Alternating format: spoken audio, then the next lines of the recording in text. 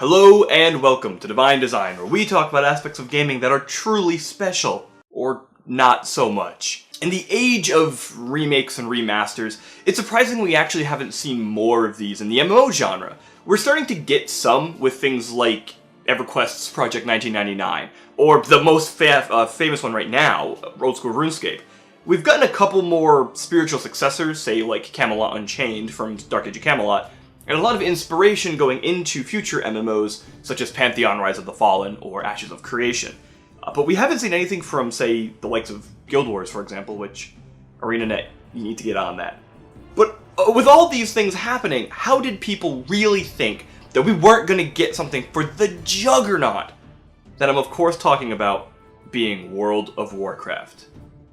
You think you do, cause you do.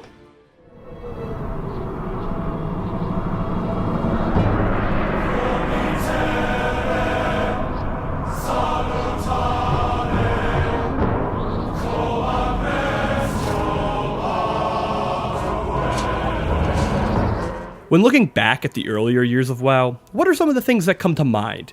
Adventure, rogues, epic world PvP, getting ganked by rogues, an incredible sense of community, and not being able to play the game because you just got yourself one-shot by another rogue. You know, the good old days. One word that I hear thrown around a lot, and I use it myself, is immersion. As we do on this show, let's break this down a bit more and make something seem deeper than it really is. If we look up the definition of immersion in the dictionary, it states that immersion is the state of being immersed. Oh, good. It's funny, but to understand immersion in game design and how it works in classic WoW versus Battle for Azeroth, we actually have to not use the term immersion. When referencing media, psychology tends not to use the term immersive, but rather it's best described as spatial presence. Yeah, we're gonna get a little turbo nerdy here, so I apologize. Spatial presence refers to the sensation of being spatially located within the mediated environment, or more simply, the feeling of being enveloped in the game. It's that moment when you take your eyes off the screen, only to realize that it hasn't been a single hour that's passed, but 8, and now it's midnight. So you'll only play for another 30 minutes, and then suddenly your alarm clock is going off, and it's 6 in the morning, and you've got to get yourself to work or school, and, well, we've all been there. Video games like World of Warcraft achieve this feeling in multiple ways. Immersion, or spatial presence, can be done primarily through two main facets when it comes to gaming. The first is through sensory information. Some examples could be hearing atmospheric music, seeing memorable environments, or clicking through abilities and rotations in particular ways. Second is through cognitively demanding environments and obstacles. If you've not played through Classic WoW before, when you hear people say it's hard, the term demanding might be a more accurate word. And yeah, vanilla WoW is definitely demanding. In fact, many RPGs are, both old school and new school. Games like Baldur's Gate, Dragon Age Origins, and The Witcher 3 all immerse you in themselves through sensory input and mental demand. Demon Souls, Dark Souls, Bloodborne, they aren't these massive hits for no reason. They have perfected immersion, and it's hard for someone to let that impact go. This is where modern WoW comes in. Or doesn't in many cases. Look, here's the reality. Good art, music, and environments exist in BFA. The zones are arguably less fantasy and exaggerated than they have been in previous expansions. I mean, just look at any zone from Mists of Pandaria onwards, and compare those zones to the incredible creativity of the Outland from the Burning Crusade. Not all are bad. I mean, zones like Nazmir really do stand out, and it's probably the most unique zone in many years. However, cognitive demand is gone, outside the highest elements of the game. This is why, even after all of these years, people who participate in Mythic raiding continue to do so. The social and mental engagements are addicting and constructive to human nature and psychology. Unfortunately, in modern WoW, it's about where it stops. There is no difficulty in leveling. There is no challenge in maxing out professions. Because of this, only an incredibly small percentage of players are actually able to engage in this cognitively demanding aspect of the game. The game actively prevents its players from immersing themselves. A study of immersion in media by Werner Wirth, a German psychologist, suggests that more involvement leads to a stronger suspension of disbelief, thus a stronger immersive experience in the media the user is taking a part in. Vanilla WoW hammers this home with its memorable zones, classic music, difficult leveling, challenging profession grind, tough dungeons, and its demanding raiding and PvP scenes. Modern WoW does hit this with M+ and Mythic raiding, but that's it. There are gameplay loops in modern WoW that completely undo much of the psychological benefit we've been discussing thus far. In fact, the entire loot game is like watching someone fight themselves. Entertaining for a moment, but very quickly becomes unsettling. Now let's stop babbling theory for a moment and look at some good examples. How about we start at the beginning with leveling? Vanilla WoW is hard. Modern WoW is easy. Yeah, I mean, we've all heard this before, and it's kind of a pretty tired discussion, honestly. The reality, though, is that much of the praise classic WoW is now getting about its leveling, it's really true. Quests are more difficult than today. But why does that actually matter? Adventure, reward, and community. These three are the functional result of the vanilla WoW leveling process. In fact, this continues up through the Burning Crusade, and to a lesser extent, Wrath of Lich King. Heck, even Cataclysm still had the Crucible of Carnage group questline, which was super fun, really challenging, and required you to be with people. None of those quests exist at all anymore. What are the real benefits of making leveling last longer? Isn't that just a form of inconvenience? Oh, well, I'm glad you asked that, S-Fant. If you'd please put that two-handed weapon away like a good little boy and heal, I'll happily answer it for you. Also, kind of a side joke here. My Horde guild back in vanilla, when we would run across ret paladins in the open world, we would joke that we would get hit by unicorn DPS, because ret pally damage doesn't actually exist. Just figured I'd bring this 14-year-old inside joke back to the internet to share. Alright, back to leveling length. So what do we really gain as players here? And the obvious answer is that we're able to spend more time in the game, thus getting more of a bang for our buck, and arguably getting more immersed, as mentioned earlier. Yeah, I know it kind of sounds stupid, but do consider how dull of an experience an Elder Scrolls game would be if you removed or expedited the leveling process. Heck, imagine how dull WoW would be if leveling could be done in 4 hours without barely any effort at all. And bada bing, bada bang, you got Legion and Biffy! That'll be $87.50. And don't forget that sub fees, you spend an additional $15 a month, because why the fuck not? And keep paying, we'll promise we will fix this expansion just in time for you to purchase the next one, because we're Blizzard. Do you guys not have money? See, I always felt leveling in vanilla WoW is like leveling in Morrowind. It's not a means to an end. It is part of the content. It is part of the adventure. The world of vanilla Azeroth tends to be more memorable to people even after all these years, because, well, we spent more time hanging out in Cold Ridge Valley. We spent more time exploring every nook and cranny of the Barrens. Venturing into Blackrock Mountain always meant you were about to embark on something major, intense, and rewarding. It was epic.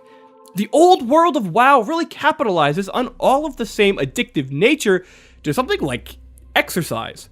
The more you exercise, the more invested in it you become, and the more progress you'll then see, in turn making you continue to exercise.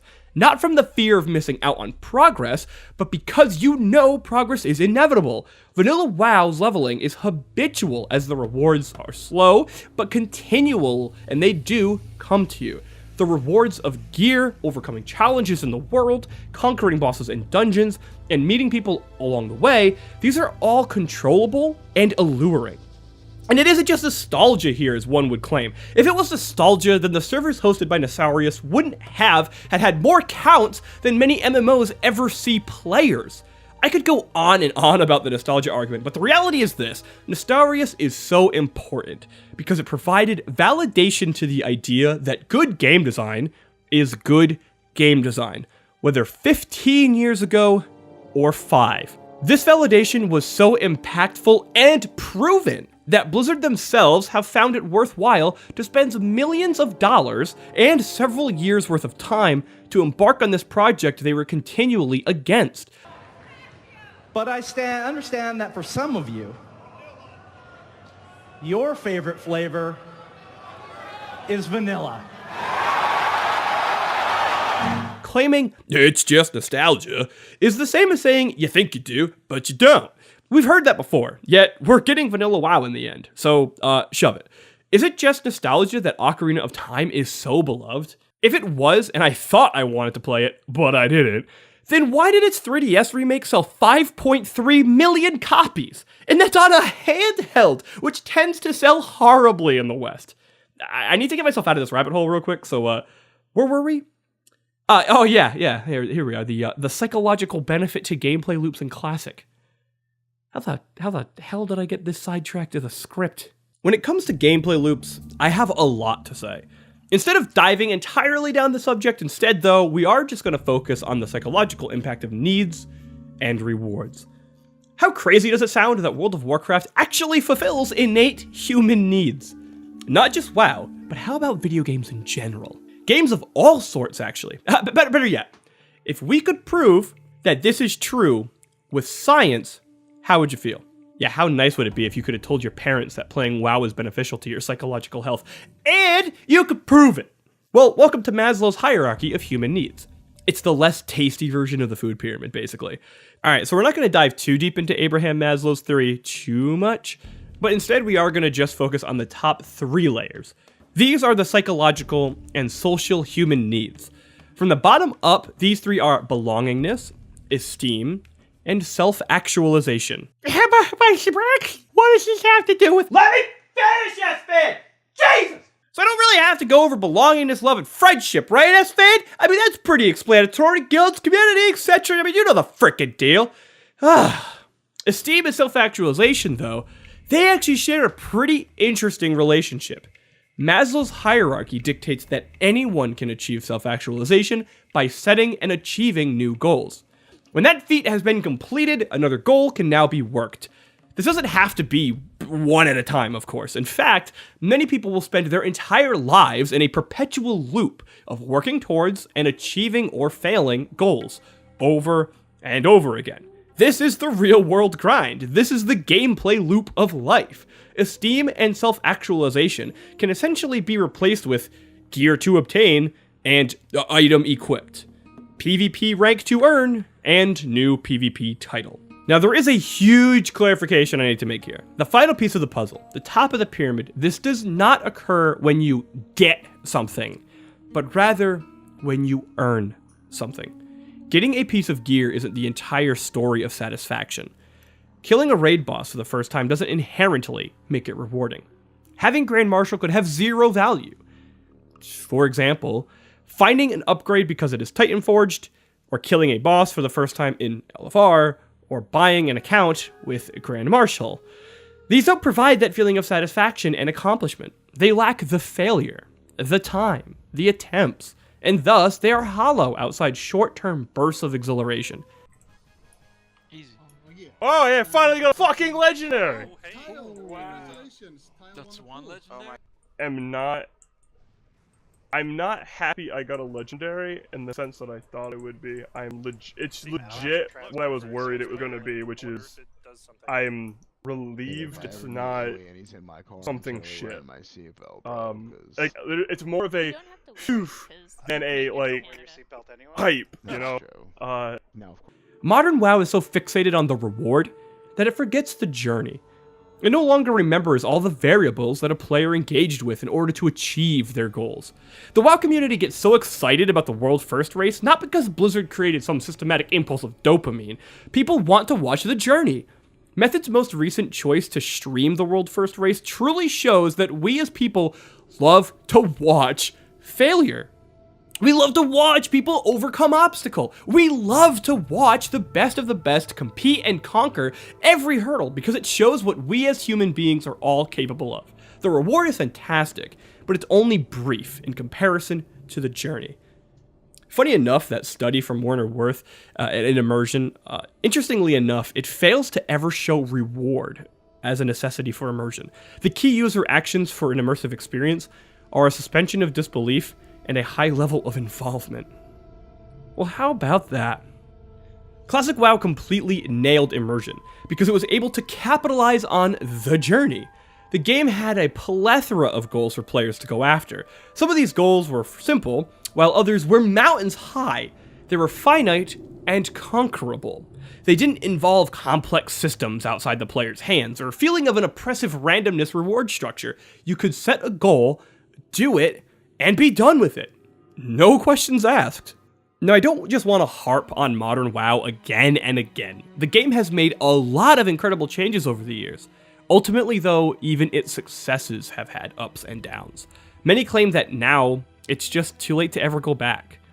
World of Warcraft does not have to continue on the path it's currently heading. It absolutely might do so, but it doesn't have to. So much of modern WoW is the result of changes upon changes made with good intention that have had unforeseen, negative long-term effects. But there is a solution. Sometimes it's best to just turn back. Environmentalist and a billionaire, Yvon Chouinard once said the following: "Most of the damage caused by humans is caused unintentionally, I think, in response to people saying, 'You can't go back,' and I say, well, what happens when you get to the edge of the cliff? Do you take one step forward? Or do you 180-degree turn and take one step forward? The solution to many of the world's problems may be to turn around and take a forward step. You can't just keep trying to make a flawed system work." No, it's not 100% applicable to the state of today's WoW, but it's a pretty interesting insight to see how real-life changes can play a larger role into our own lives, and then how we can incorporate that and correlate it to the world of entertainment and World of Warcraft. I briefly mentioned earlier the idea of taking longer in-game to explore, and that adding some kind of level of immersion. There's a brilliant game that focuses on exploration and completely nails immersion better than even World of Warcraft. Ironically, that game takes place almost entirely in your own head. It's called Dungeons & Dragons. It's really hard not to use D&D as an example for, well, absolutely anything when discussing RPGs of practically any sort. It's the grandfather of video game RPGs. It's done it for longer than many of us have been alive, and will continue to pave the way for open world adventures in many, many years to come. I know not everyone is into D&D, so I won't go too crazy down this.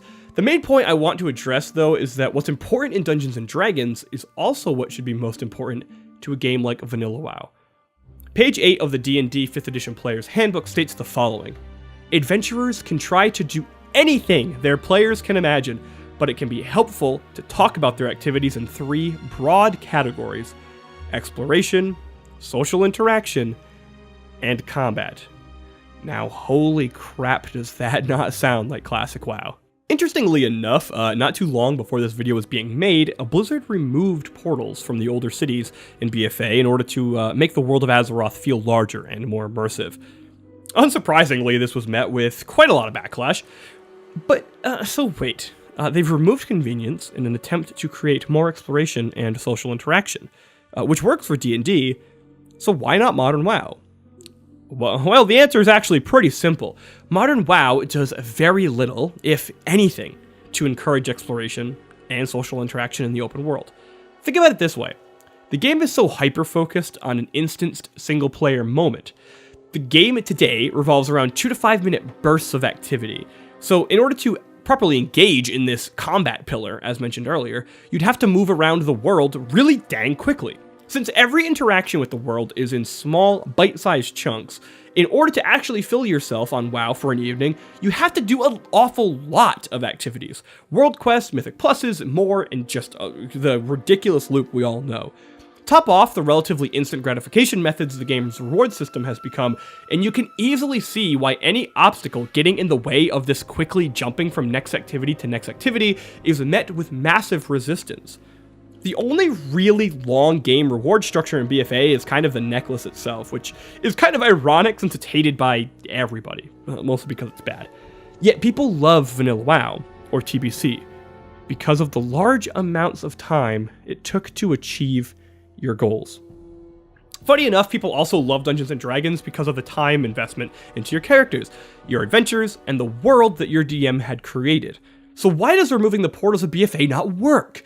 Because the world itself doesn't construct these pillars. It doesn't give you any reason to explore or interact, so you can't build around that which does not exist.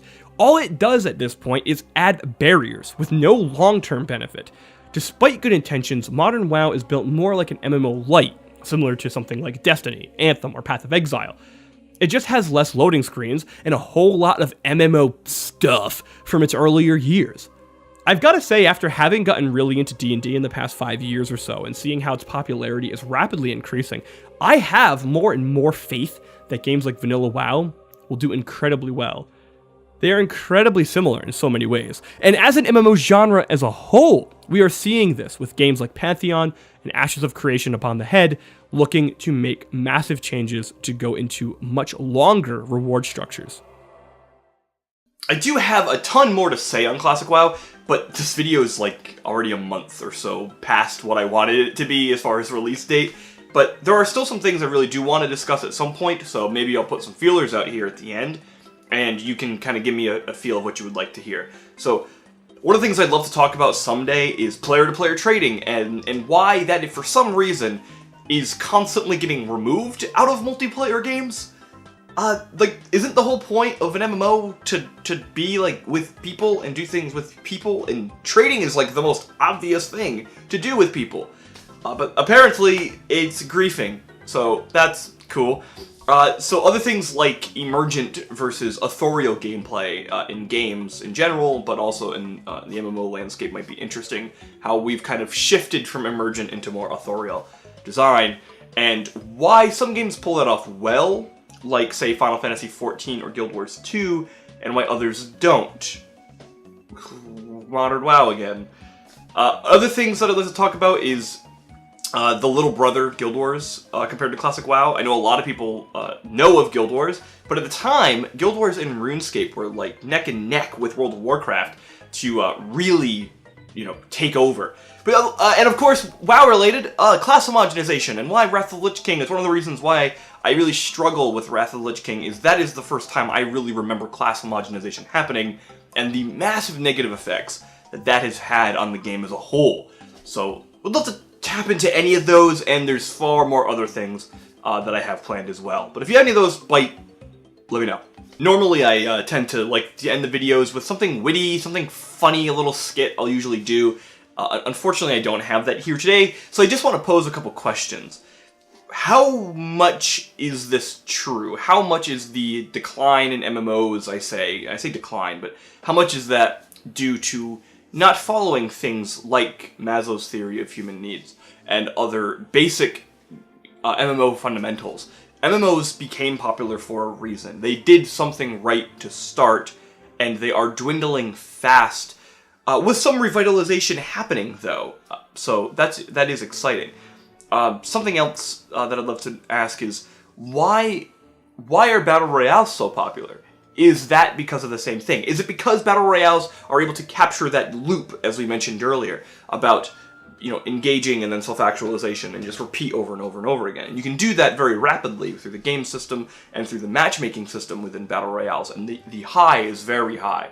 So is it possible that those are successful because of that? And probably the most important question of all, something that if you know me and you've watched my videos, I've been trying to struggle with this for years, but why does Final Fantasy VIII suck so bad? It's horrible, it's gross, so I'd love to figure that one out. But that's all I have for you today.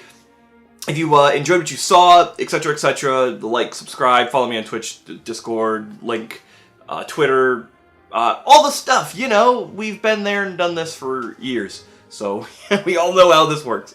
So, but thank you very much, except for US Fan, the fact that you're still on RetSpec just pisses me right off. So, the day you can heal would be fantastic. The world would appreciate it. We would also appreciate you just accepting your place in society as a holy paladin. Holy, just gonna, if I keep saying it enough times, maybe it'll click holy. So maybe it'll click into your holy head. But that's about it. So thank you very much for watching. Please enjoy, and if any of those Twitch people react to the video, hey, maybe like flash my name or something. Come on. Like buy you dinner or something if you just... That was a little more suggestive, so maybe not. Maybe let's not do that. Yeah, alright. That would have gotten it there before I get myself into trouble. So thank you very much for watching. Bye-bye.